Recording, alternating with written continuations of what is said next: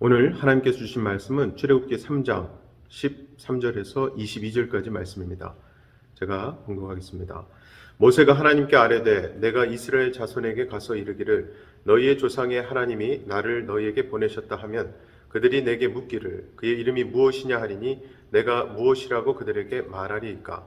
하나님이 모세에게 이르시되 나는 스스로 있는 자이니라. 또 이르시되 너는 이스라엘 자손에게 이같이 이르기를 스스로 있는 자가 나를 너희에게 보내셨다 하라.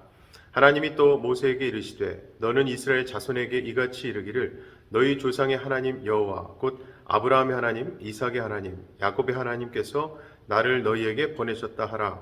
이는 나의 영원한 이름이요 대대로 기억할 나의 칭호니라.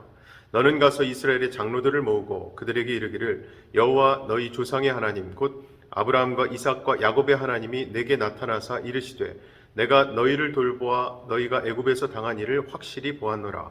내가 말하였거니와 내가 너희를 애굽의 고난 중에서 인도하여 내어 젖과 꿀이 흐르는 땅 곧 가나안 족속, 헷 족속, 아모리 족속, 브리스 족속, 히위 족속, 여부수 족속의 땅으로 올라가게 하리라 하셨다 하면 그들이 내 말을 들으리니 너는 그들의 장로들과 함께 애굽 왕에게 이르기를 히브리 사람의 하나님 여호와께서 우리에게 임하셨은즉 우리가 우리 하나님 여호와께 제사를 드리려 하오니 사흘길쯤 광야로 가도록 허락하소서 하라. 아멘.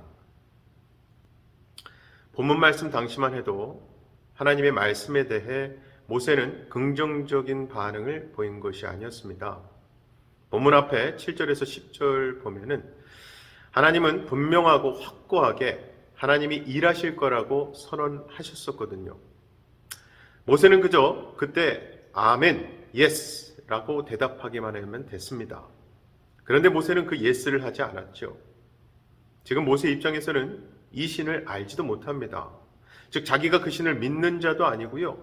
신의 말을 들어야 하는 신의 어떤 사제도 아닌 거예요. 자신이 신에게 선택되었다는 개념도 없습니다. 그런데 신이 자신을 부르고 말을 하는 겁니다. 모세의 생각에 지금 하나님의 말씀은 그저 막연한 신의 명령이라고만 생각했지 하나님의 선언이라고 생각하지는 못한 거예요. 어쨌든 졸지에 신의 명령을 받은 것이 되어버렸던 거죠. 자, 그러니 자기가 신의 명령을 들어야 하는 이유도 없고 들어보니까 어차피 자기가 할 수 있는 것도 아닙니다.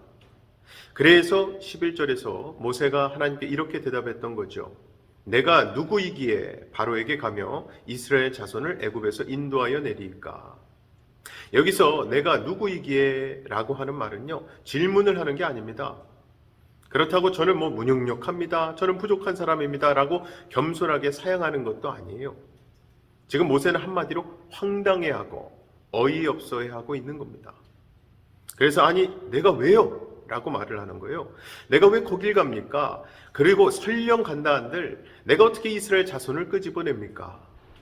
이렇게 모세는 질문하는 것이 아니라 사실은 거부하는 것입니다. 사람들은 대개 모세가 하나님을 잘 알고 있었다고 생각합니다.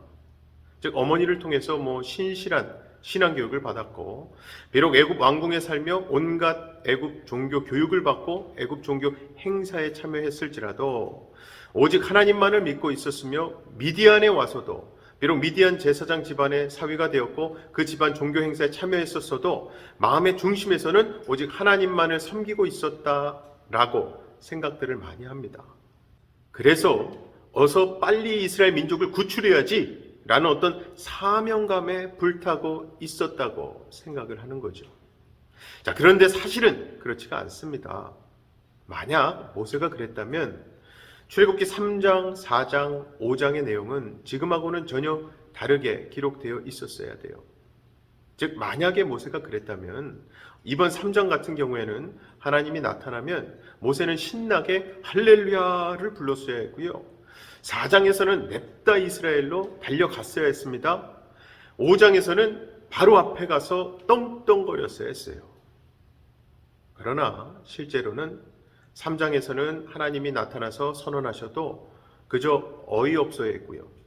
4장에서는 자기가 가서 말해도 백성들이 믿지 않을 거라고 하면서 민기적거렸고요.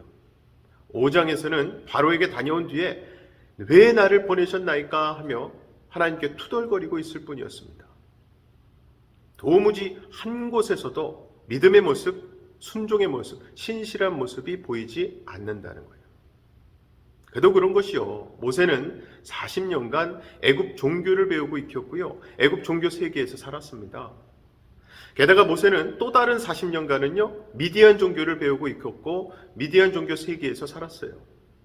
그리고 당연히 모세의 종교관, 모세의 신앙관은 애굽 종교적이고 미디안 종교적일 수밖에 없는 거예요. 그러한 모세가 하나님을 직면했을 때에 하나님은 자신이 알고 있는 애굽 종교, 미디안 종교의 방식과 다르게 나타나셨고 다르게 말하고 다르게 반응하시더라는 거예요. 그래서 모세의 첫 번째 반응이 내가 누구이기에, 즉 내가 왜 당신이 가란다고 갑니까? 라는 것이었고요. 이러한 모세의 반응에 하나님이 내가 너와 함께 하겠다라고 말씀하시니까 모세의 두 번째 반응이 당신이 누군데요? 라고 반응하는 거예요. 지금 모세는요, 이 하나님을 다 알고 있는데 단지 이름만 몰라서 이름 묻는 게 아니라 도대체 당신은 누구입니까? 라는 당신의 존재를 묻는 것이고요. 그분의 성품, 그분의 정체를 묻는 것입니다. 원래 여러분, 동서양을 막론하고 고대 종교, 우상 종교의 특징이 있는데요. 하나는 신들의 계보가 있다는 것이고 다른 하나는 신의 어떤 통치 지역, 영역이 있다는 거예요. 그러니까 지금 모세가 하는 질문, 이름이 무엇입니까? 라는 질문은요, 구체적으로 보면 당신은 어느 신의 계보입니까? 강력한 신 맞습니까? 신들 중 우두머리쯤 되십니까? 라는 것이고요. 또 어디를 다스리는 분이십니까? 즉 어느 지역, 어느 영역입니까? 라고 묻는 거예요. 또 실질적인 의미로는 내가 당신을 믿고 갈 만한 그런 신 맞습니까? 라는 거예요.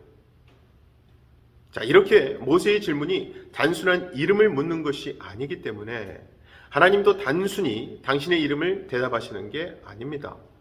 당연히 하나님의 대답 말씀은요, 이름이 아니라 하나님의 존재, 하나님의 속성, 하나님의 성품을 말씀하시는 거거든요. 즉 이러한 하나님의 대답은 단순한 대답이 아니라 모세가 그동안 가지고 있던 종교관을 깨버리는 그런 대답이 되는 거예요. 자, 모세 질문의 핵심이 무엇이냐면요, 당신은 어디서 나왔습니까? 누구 계보입니까? 라는 것이었잖아요. 그래서 그에 대한 하나님의 대답 말씀이 바로 그 질문의 핵심을 찌르는 것입니다. 그 대답 말씀이 나는 스스로 있는 자라는 말씀이었죠. 자, 스스로 있는 자라고 하는 것은 문자적으로 스스로 있는 자라는 의미가 아니라 모세, 네가 생각하는 방식과 다른 자라는 의미입니다. 모세, 네가 알고 있고 믿고 있고 인식하고 있는 종교와 신과는 존재의 차원, 통치의 차원, 속성의 차원에서 전적으로 다른 자라는 것이에요. 중요한 것은 하나님은 모세가 질문하기 이전에 이미 하나님의 존재, 신분, 하나님의 속성, 성품을 다 밝히셨다는 사실입니다. 본문 앞 6절에서는 모세에게, 본문 15절에서는 이스라엘 백성에게, 또 그리고 16절에서는 이스라엘의 장로들에게 하나님께서 알려주신 건데요. 나는 내 조상의 하나님이니 아브라함의 하나님, 이삭의 하나님, 야곱의 하나님이시라는 거잖아요. 그리고 바로 이 말씀이 이미 모세의 사고를 깬 것인데요. 왜냐하면 이 말씀이 결국 스스로 있는 자라는 하나님의 대답 말씀에서 밝히시는 하나님의 차별성, 하나님의 구별성, 하나님의 유일성, 하나님의 자존성을 모두 다 포함한 선포 말씀이기 때문입니다. 보통 사람들은 신에 대해서만 이야기합니다. 그런데 지금 모세에게 말씀하시는 하나님은요, 인간에 대해서 말씀하신다는 거예요. 그래서 나는 네 조상의 하나님이니 아브라함의 하나님, 이삭의 하나님, 야곱의 하나님이라 하시는 거잖아요. 즉 이 하나님은 인간을 찾아오신 하나님이요, 인간과 언약을 맺으신 하나님이요, 인간과 맺으신 그 언약을 이루어 오고 계신 하나님, 그 언약을 기억하고 계신 하나님이요, 그 언약을 지키려고 모세를 부르시는 하나님이요, 언약의 대상들에게 언약을 성취시키려 스스로 나타나신 하나님이시라는 거예요. 그렇게 하나님은 인격적인 분, 즉 뜻과 원리가 있으시고 성품이 있으시며 속성이 있으시다는 거예요. 그리고 그 하나님은 신실하신 분, 즉 약속을 했으면 반드시 지키신다는 것입니다. 그리고 하나님은 일하시는 분입니다. 인간이 먼저 행하기를 기다리는 분이 아니라 도움이 필요한 자에게 먼저 다가오시는 분이라는 거예요. 아무쪼록 그러한 하나님을 믿고 의지하는 하나님의 자녀로서 오늘도 하나님이 주신 말씀을 의지하시고 내 삶 가운데 그 말씀을 이루어 가심, 하나님께서 이루어 가심을 경험하시는 저와 여러분 다 되시기를 주님의 이름으로 간절히 축원합니다. 이 시간 다 같이 기도하실 때에 오늘도 하나님은 말씀을 통해 당신이 누구신지를 우리에게 알려주셨는데 특히 신실하신 하나님의 자녀답게 하나님의 신실함을 나도 닮아가게 해달라고 기도합시다. 두 번째는요, 내일부터 8시 반, 11시 이렇게 두 예배로 주일 예배를 드립니다. 각각 예배 참석 인원도 80명 40가정으로 늘렸는데요. 하나님께서 안전하게 지켜주시고 하나님이 큰 영광 받으시는 예배 되게 해달라고 기도합시다. 제가 기도하겠습니다. 사랑의 아버지 하나님 감사합니다. 신실하신 하나님을 찬양합니다. 언약의 하나님께서 당신의 언약 말씀을 이루셨고 이루어 가실 것이고 영원히 이루실 것임을 믿고 찬양합니다. 하나님의 신실함을 담는 하나님의 자녀가 될 수 있도록 우리 삶 가운데서도 세상 사람들 보기에도 참 신실하다 인정받을 수 있는 예수 그리스도의 향기를 품어낼 수 있는 귀한 하나님의 자녀들 되게 하여 주시옵소서. 특별히 내일은 주일 예배를 8시 반과 11시로 나누어서 인원도 80명씩 늘려서 예배를 드립니다. 안전하게 지켜주시고 무엇보다 하나님께서 가장 큰 영광 받으시고 예배에 참석하는 또 온라인으로 참석할 수밖에 없는 모든 성도님들이 하나님 안에서 하나된 마음으로 하나님을 영광 돌리고 찬양할 수 있도록 도와주시옵소서. 믿고 감사드리며 예수님 이름으로 기도합나이다. 아멘.